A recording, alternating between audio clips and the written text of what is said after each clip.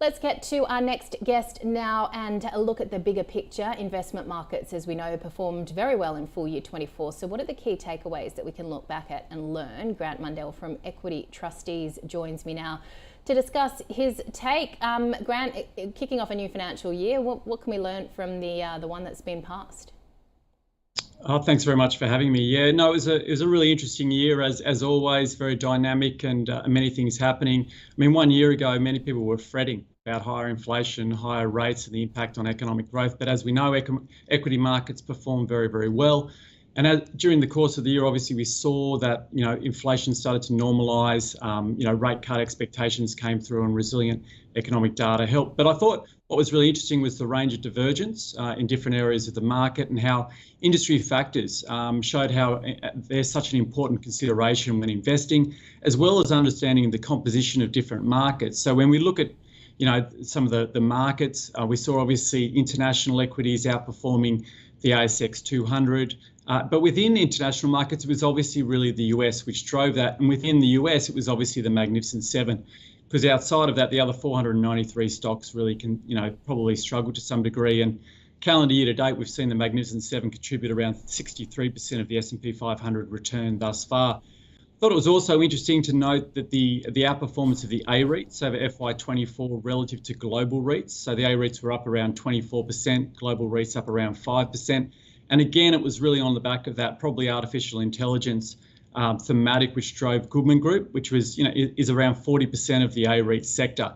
So that was a sector that did particularly well. And then from an economic perspective, there were always also some divergences there as well. Obviously, US and Australian economic growth in aggregate was probably better than expected, whilst you had China, Japan and Europe probably a bit softer than expected.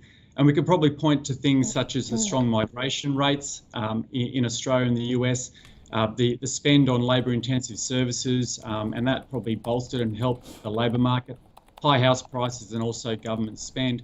And lastly, within the ASX, we saw strong outperformance from the banks relative to resources, and the banks, again, probably really benefiting from that solid economic environment, whereas resources being impacted by the weaker Chinese environment.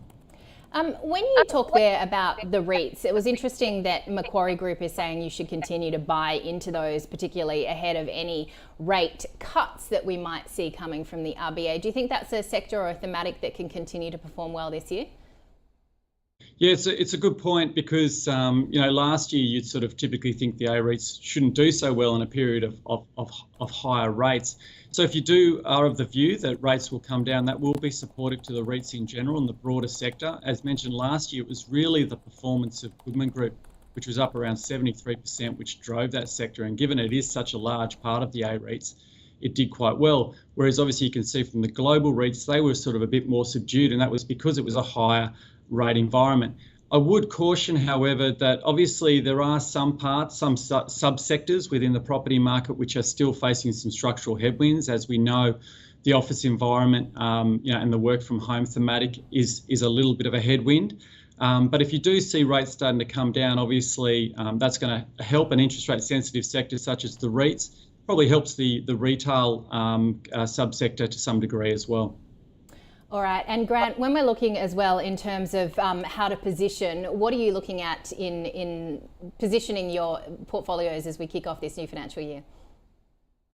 Yeah, look, I think from an asset allocation perspective, we'd be probably a little bit on the cautious side on an equities perspective. Obviously, the consensus view is that rates are going to come down, inflation's coming down, the economic environment is resilient. We'd probably sort of say that is the Goldilocks scenario, and that is being priced into markets at the moment. So we're mildly underweight equities from a sort of a strategic asset allocation perspective, and we're slightly overweight the defensive sectors. And that's really coming down to some of the relative valuation of the relative valuation appeal of equities relative to bonds, probably not that great at this particular point in time. PE ratios of equities a little bit above sort of longer term norms at this point in time, but you're getting some pretty solid risk adjusted returns in fixed interest, credit and cash, we would sort of say. So that, that diversified portfolio is important, but a little bit of excess cash we'd hold so that if you do get a pullback on economic weakness or the fact that perhaps some companies don't meet expectations, that means you can deploy some of that cash into equities on any pullback. What about when you're looking at the obviously return in terms of income? What is that outlook looking like for the next financial year? Yeah, it's a really good question. A lot of our clients are charitable trusts and not-for-profit organisations, so income is very important for them to pay out to beneficiaries or for operational expenses and alike. And when we look at the ASX 200, I mean, earnings are expected to be up around 3 to 5%, but we'd probably sort of say dividends may be flat to slightly up. And that again comes back to some of the composition of the ASX 200. Obviously, it's a high yielding market, but a large component of that of the dividend payers are from the banks, and the banks' profit growth is pretty anemic into FY25. The resources who are also, typically can be a good dividend payer, are obviously, as you know, quite cyclical, and they have been under a bit of pressure in terms of commodity prices and some of the headwinds facing China at the moment. So the current dividend yield around 3.8%, you gross that up, it's a touch over 5%.